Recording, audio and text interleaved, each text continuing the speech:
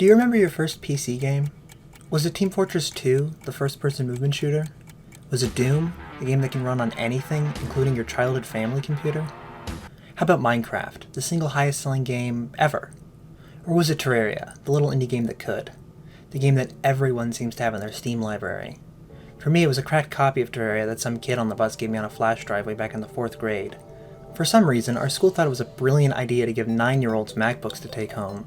Technically, we weren't allowed to play games on them, but literally everyone I knew loaded those suckers up with pirated games. I remember at the time I really wanted to play Minecraft, but I had no way of playing it. One day, a kid next to me on the bus passed me a flash drive with a game called Terraria on it. He told me it was like 2D Minecraft, so I figured, hey, why not give it a try? The crack was a version 1.1.2, which was already out of date when I got it, but that didn't matter. I ended up giving the game to all my friends, but since it was cracked, or maybe because we were too stupid to figure out how to make a server, we couldn't play multiplayer. But that didn't matter either. All that mattered was I finally had a real PC game to play, and play it I did. I must have spent every break and every night playing Terraria. I ended up buying Terraria as my first Steam game when 1.3 released, and I've racked up a bit of time in it since then.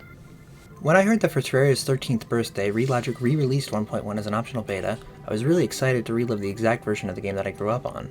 I installed the patch, made a character, and generated a world.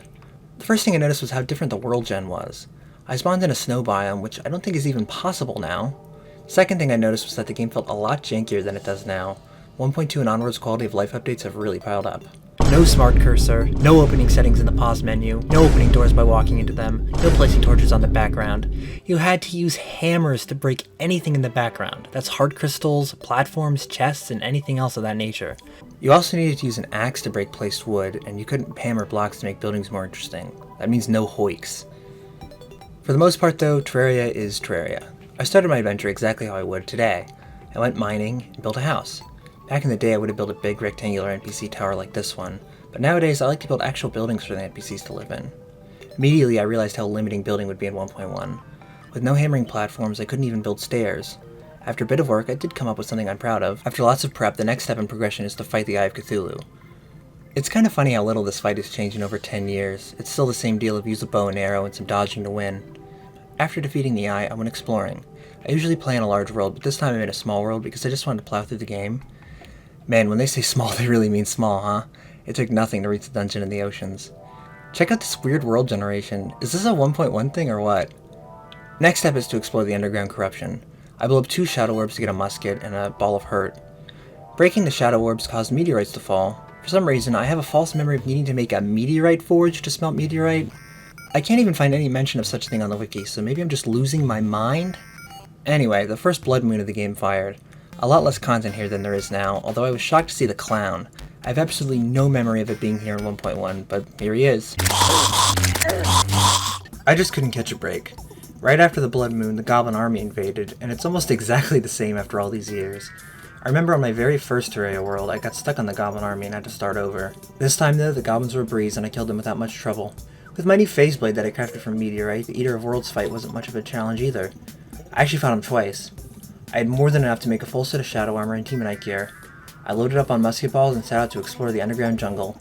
I got some heart crystals, some nice accessories, and also the goblin tinkerer. I realized it was time for some more NPC housing. Excluding Santa, there's only 10 NPCs in the game. The guide, the merchant, the nurse, the arms dealer, the demolitionist, the goblin tinkerer, the mechanic, the dryad, the clothier, and the wizard. I only need to build one more house and I should be able to fit them all. I think I'm ready to fight Skeletron now. I built an arena and downed some potions. A mini shark makes short work of him. I'm really surprised looking back at the old dungeon. The first thing I noticed was the old brick textures are just a recolor of stone bricks. Also, the dungeon doesn't have its own theme music yet, it just plays the Blood Moon song. Our main objective here is to find the Muramasa so we can craft the Night's Edge. It's pretty difficult to find. I opened almost every single chest before I finally got it. I head home and craft a gravitation potion and start looking for floating islands. I quickly find one, but I'm zapped back to the year of our Lord 2015. I completely forgot that you used to need a dungeon key to open these chests. So I come back with one and I'm rewarded with an armored shiny red balloon. A useful item for sure, especially with that reforge, but I was hoping for a lucky horseshoe. Next thing I want to do is mine the Hell-Elevator and start exploring Hell. I build a Hell Bridge, mine some Hellstone and get a Hellforge. I combine the Blade of Grass, the Light's Bane, the Muramasa, and the Fiery Greatsword into the Knight's Edge, the best pre-hardmode sword. It's finally time to fight the Wall of Flesh. This is actually where I got stuck as a kid. I think I was too lazy to build a Hell Bridge and would always fall in lava trying to jump across the towers.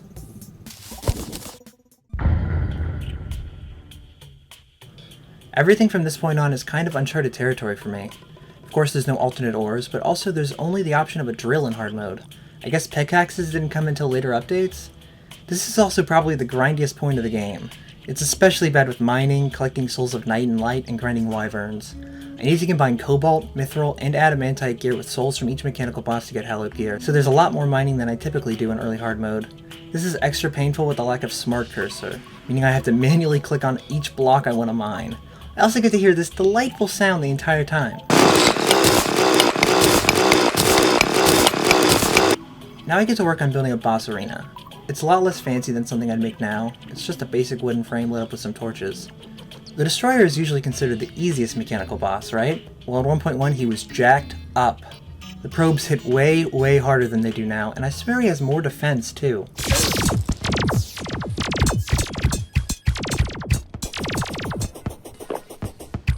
Wait a minute, is it really a skill issue? Could I actually be bad at the game? Oh, wait, I have friends! Oh, that's right, there's no Steam multiplayer until 1.3. Turns out I have to set up a dedicated server? Seems easy enough. 3 hours later. Alright, go ahead and buff up. Oh, that's one buff potion. Oh, he's teleporting. Oh my lord. Dude, they are doing so much damage. Dude, holy cow. And the head keeps on lagging and like hitting me multiple times. Oh, wait.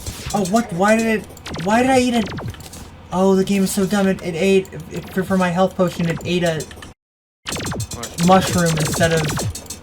Alright, I'm gonna magic mirror home. Why did I eat a mushroom again? Why? Yes! We are the best at this game. Did you guys... Stuff? Oh my goodness, it's all the way down there. I made a Mega Shark with my Souls of Might, and the twins and Skeletron Prime are a breeze. Even on a rematch, I can't beat the Destroyer alone. He's still doable with friends, albeit, but I can't imagine why he was so overpowered. Is this actually just a skill issue? Did people at the time think he was difficult? My reward for beating the mechanical bosses is the Hallowed set, and the Hamdrax, a drill that serves as a pickaxe, an axe, and a hammer.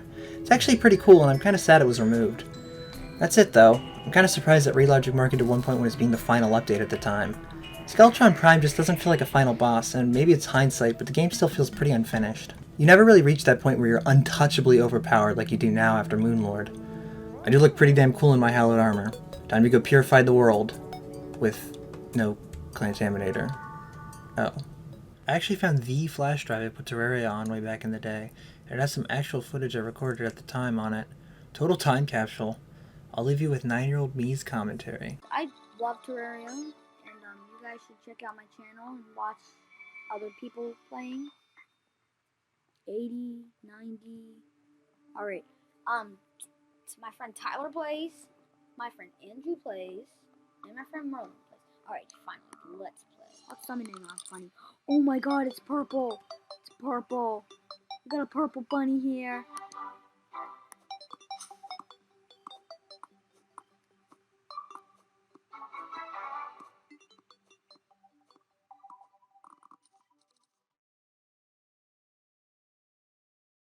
Wait, I forgot about King Slime. I always forget about King Slime. Ah!